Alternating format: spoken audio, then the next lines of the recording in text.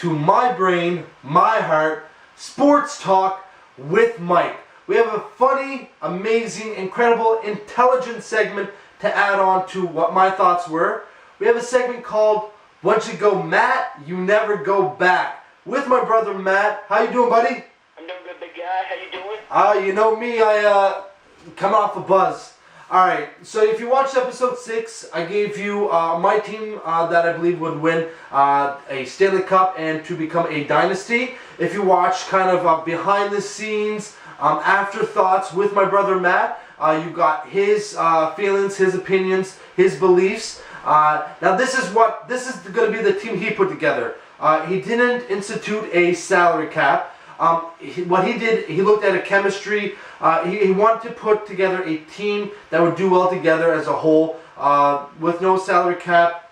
Matt, I want to hear your first line, buddy. Alright, now mind you, I did this literally in like maybe 5 minutes. I know it's... That's honest. I told Matt, I said, look. Just listen, alright? Yeah, this exactly. He did this off the top of his head. I want to give him credit. This, when he says 5 minutes, it was 5-10 minutes, no word of a lie. This is what it took, and this is what I like about my brother. It's sports knowledge, it's passion, it's what you love, and when you put those three together, it doesn't take long to even come up with it anyway. If you gave him a day, I would guarantee a Stanley Cup with that team all day, and that's what you get from Matt. Matt, let's go with your first line, bud. Alright, man, so my first line is, I want to say center, Sidney Crosby, the same as yours. Yeah. There's no way you can't go without that guy. Okay. And as I said before in our last video, I would actually put Patrice Bergeron with Sidney Crosby. Yeah. I guess it pretty much says itself, man. When they played in the World Juniors, connection to connection, they played great. It was two peas in a pod. It was just amazing to watch them play together. It was actually probably one of the best hockeys I've ever seen, and that's including some great players. And I guess on the other side, I would put James Neal. James Neal had a great time in Dallas, but he's elevated his game ever since he's gotten with Pittsburgh. And I know he's on the same line with Crosby, but if you actually see Neal's goals, Crosby's a big factor, and a lot of those assists are coming from Crosby. So I'm going to put those three together, and that's just chemistry all day long, man. That's like grade 10 shit right there. I love your first line. Obviously, Crosby was my pick. Bergeron just missed the cut on my team. Bergeron has that defensive skills. He knows how to work the puck around to the players that are going to put the puck in the net. And James Neal, he knows how to put the puck in the net, especially on the power play. Did you know that he actually has more goals on the power play this season than Colorado Avalanche as a whole team? Wow. Exactly. So I like your first line. James Neal, I would put him on my second line. I like James Neal. I think he knows how to put the puck in the net. Brett Hull type player. So I like your first line. What about your second line? And now the reason I did put Neal on the first line because he does have that great chemistry with Crosby, I would say. And he just probably wouldn't fit in with the second line that they have. And the center there is Jonathan Toews. You cannot go against the guy. I'm pretty sure he was a Sportsman of the Year in 2010. I know Sports Illustrated didn't give it to him. But the man won a gold medal, a Stanley Cup, won everything he could possibly win.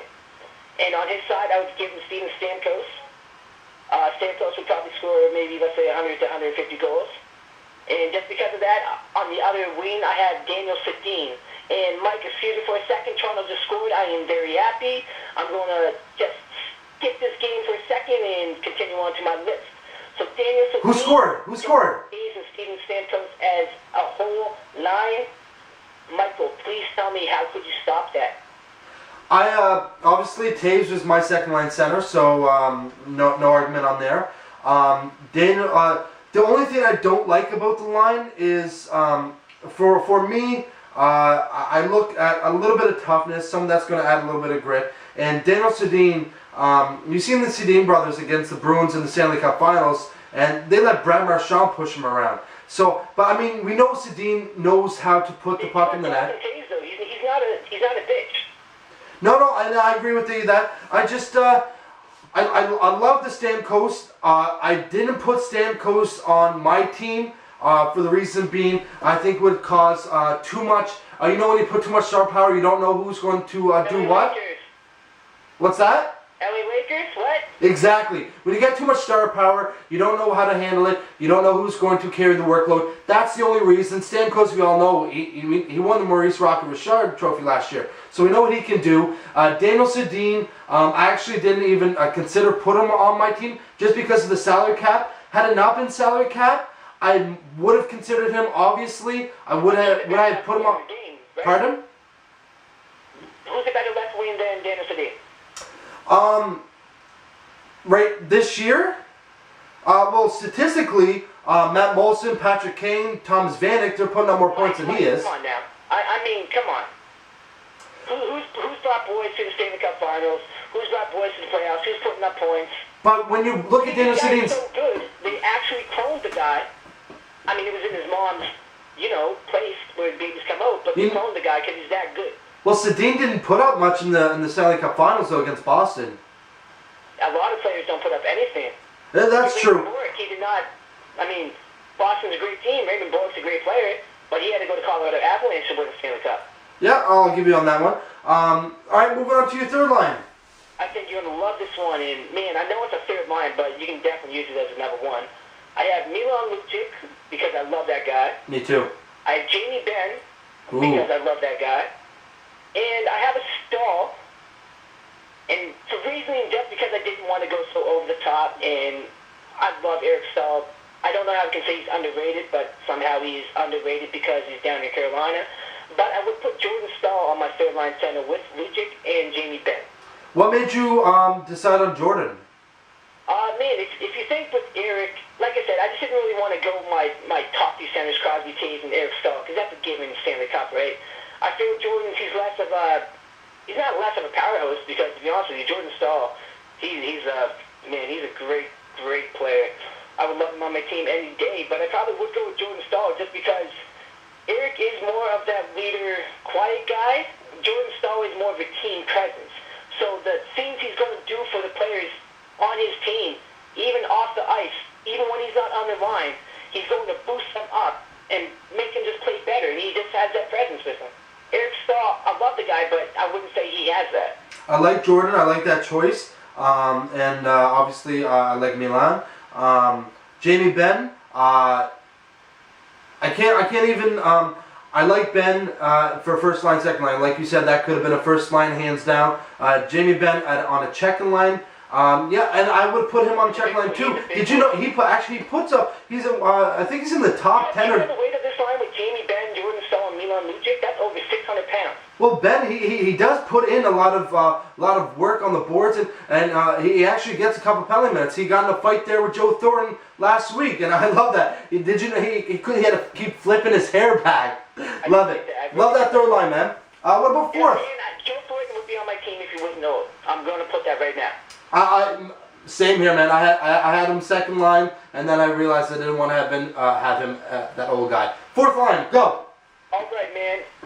And actually, I think you're going to agree with me on this one, just because I loved this guy years back.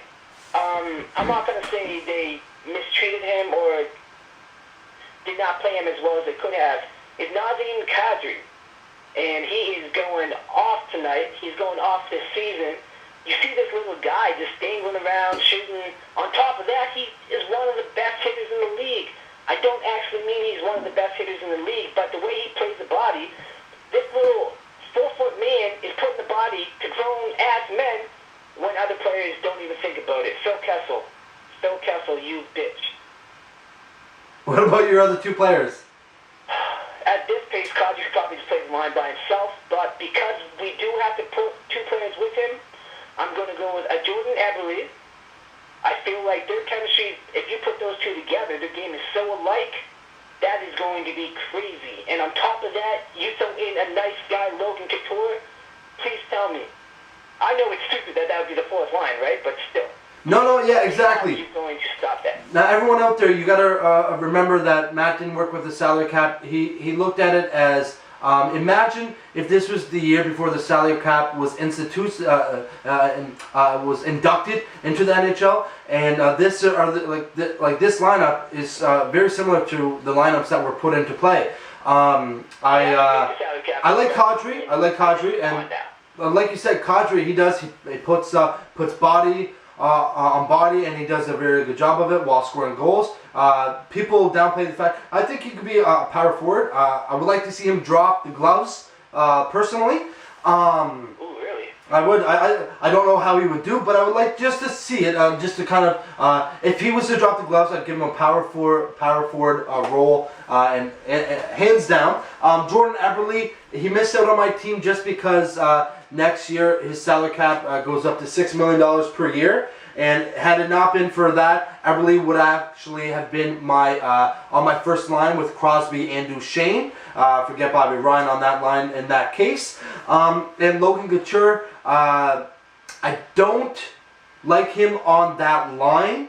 The only reason I wouldn't like him on that line, obviously you'd have him at center, and Couture I think is more of a natural playmaker, but he works out to be a goal scorer on that line. You got Kadri putting in the grind work, scoring goals. You got Eberle dishing it out. But in my mind, Couture is what Eberle should be. He should be the playmaker. He should be creating that open space.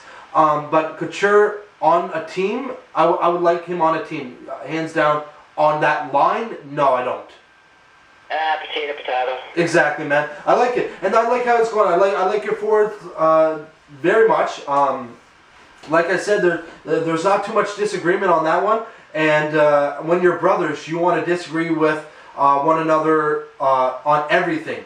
If he says he likes women, I'm going to say I like women too, because I don't like that. Nothing wrong with that, but that's the type of thing that happens with brothers. Matt, let's go with your first defensive pairing. All right, man, so I'm pretty much with you on this one just because it's Chris Letang. How do you not put him on your team? And with that, I think if you put a Johnny O'Dea with him, that would create some entertainment every single shift. Not every game, every single shift. I like Adoya. I had him in my mind. I watched the last 2 games against the Avalanche, obviously. So I seen him play, and I can. The thing when you look at a defenseman, a defensive defenseman, if you don't notice him on the ice, then he's doing his job. And I think that creates an opportunity for Letang, because he knows if he wants to work up in the rush, if he wants to work along behind the net, he can do so because he can trust Adoya. I love that pick, man. And which brings me to my second line, which would be exactly the same, pretty much duo. I have Marc Staal, who is a nice stay-at-home defenseman. He will get you a goal. He will get you an assist here and there. He will hit the hell out of you. He will knock you on your ass. And with him, and I know you didn't choose either 2 of these because they're both injured, but he will be going with Erik Karlsson. Erik Karlsson will be putting up mad numbers on one end of the ice. Marc Staal is going to own the other end of the ice. It would be a perfect marriage. I like what you did there for the top 2 pairings. You worked an offensive defenseman in there and a defensive defenseman with both, well, more likely Marc Staal getting a goal over Adoya. But I do like Marc Staal. He wasn't on my team just, well, mostly because of injuries. I mean, Ryan McDonough is a restricted free agent, so he's going to get a bump up in salary. But Marc Staal, I would have loved to have him, unfortunately with that eye injury. But I do like Karlsson. Do I think Karlsson can get up to 78 points? No, I'm going to hesitate on that. I don't think he scores more than 60 points again in his NHL career. The only reason being, pardon? If they trade him from Ottawa, he might. If he gets to a team that is more focused on actually defense, I think on a team that's more focused on defense, he actually does better. But I just believe with Karlsson, everyone knows Karlsson now. I was going to say, it's not the skill set. He could definitely he could get 90 points with his skill. It's the fact that everybody knows Karlsson right now. It's pretty much what you just said. Yeah. You know he's there. Perfect, man. Third defense pairing. All right, so with this, since he's been in the league, block shots, hits, pretty much the leader of trade bait central, Luke Shen. I love that guy. I do not understand why Toronto traded him. I thought it was going to be a future captain later on down the road. It's okay, though. I guess we got to settle for a Dion Phaneuf. That's another story. And I guess with Luke Shen, I'm going to, with maybe be a little bit different, I'm going to put Paul Martin with him. And I know you did not see that coming. Because Paul Martin has not had great years so far, he's had great years before. I'll start with Martin. When he was with New Jersey, That's more so what I was looking for, is the Paul Martin of New Jersey. Yeah, if you had the Paul Martin in New Jersey, I can understand that. The one with Pittsburgh, I have a problem with it. I don't think he doesn't make that first pass. I find a lot of the times when he's trying to make a rush happen, he kind of gets boggle-minded. He doesn't know where he's going to go. He's going to be with the Luke Shen, so he knows he's got that defense. All right, and Luke Shen. I want Paul Martin to rush up the ice. I want him to stay there and stop the next forward from going across my blue line. For me, Luke Shen, I like that as a pick. And when the trade happened, Luke Shen for James Van Riemsdyk, I loved that trade. I love James Van Riemsdyk. When it happened, I was kind of, I wasn't shocked, but I wish they would have worked something else to keep Luke Shen, because Van Riemsdyk, he's doing well for Toronto. There's no question about that. But Luke Shen, he's even wanted Mike Commissary. Do you see? No one wants Commissary. No one wants Commissary. John Michael Lyles. Toronto's had an issue with defensemen over the last 5 years. Anyway. It's true, but Mike Commissary, he's playing. I can't hate on him. He's not playing the best on ice, but for the role that he's playing off ice and him accepting that, I've grown to respect that player. I hope he gets traded, not for his sake. He's definitely going to go to a different team, and he's not going to have an all-star type of year, but I think he's going to come back, and he doesn't have to prove himself, but he's going to raise some eyebrows. Nice. Maybe What about Chris Browns, I don't know. Maybe Drake's, they got some big-ass ones. What about goaltending? My goaltending is pretty easy right now. I'm going to start off with my backup, just because I think he is going to be a very, very solid number one goaltender. Ben Scrivens as my backup. He's played great. He's played great in the AHL. He's played great before that. I'm sure he was shutting no kids at age 6. But before him, I'm going to play Pekka Rinne. Just because it's Pekka Rinne. His name's Pekka. It sounds like Pecker. It's just perfect. Pekka Rinne. He's going to have some skill. If I shot the puck, I'm pretty sure I'm not scoring. Pekka Rinne for Nash. I like that pick. Just Nashville, it is a very defensive-minded forward with Barry Trotz. You know that they're going to get a lot of block shots, and Pekka Rinne, there's he stonewalls a lot of offenses, a lot of low-scoring games, and Pekka Rinne on a team that's going to score more goals is probably going to win the Vezina Trophy. Ben Scrivens, for a second, if you were here, you actually would have seen me pull off my hat, rip my hair off. Because I thought you said number 1. Oh, no. Not as of right now. But then I caught on, and then you said number 1 for the future. When I look at Ben Scrivens, I look at what Toronto does to goaltenders. Do you remember Justin Peters? Yes, I do, sir. He was going to be, they had him pegged as the goaltender of the future. Yeah, but look at Justin Pogge. Look at everybody else. Exactly. Toronto's ever had. Oh, sorry, I said Justin Peters. That's what I meant Justin Pogge. Best for... Sorry, Matt. When I said Justin Peters, I actually did mean Justin Pogge. They let Tuukka Rask go. Ben Scrivens could be a number 1 goaltender given an opportunity in a market where hockey isn't a lifestyle. In Toronto, there's pressure, there's the media, if he doesn't perform, then he's going to get depressed. And that's going to be hard on Scrivens. But as a backup to Rinne, no problems with that. Did you have a coach picked out? Pardon me, sorry? Did you have a coach picked out, or did I catch you on the spot? I did not actually have a coach, but if I probably were to go with a coach... Say Pat Quinn. I like that pick, just because I like the way he controls his teams. There are some other coaches that might not even actually get a second one. If I was going to be a GM or am I going to put a team together, it's going to be Mike Babcock. And maybe just Mike Babcock. Alright, man. I like what you did. I like your team. Would have won the Stanley Cup. before the salary cap, hell yes. After the salary cap, a lot of those players wouldn't be on that team, but that doesn't matter. I'm sure I can make a salary cap one day. Exactly. So maybe for the next time of once you go Matt, you never go back. You'll be good, and maybe that's what will be the next segment. We'll just make a short list. We won't even just shout it out. You know what I mean? So no, that was perfect, and I appreciate having you and your segment, and I look forward to telling you that Toronto sucks more often. So for myself, my brain, my heart, sports talk with Mike, Matt, exit out.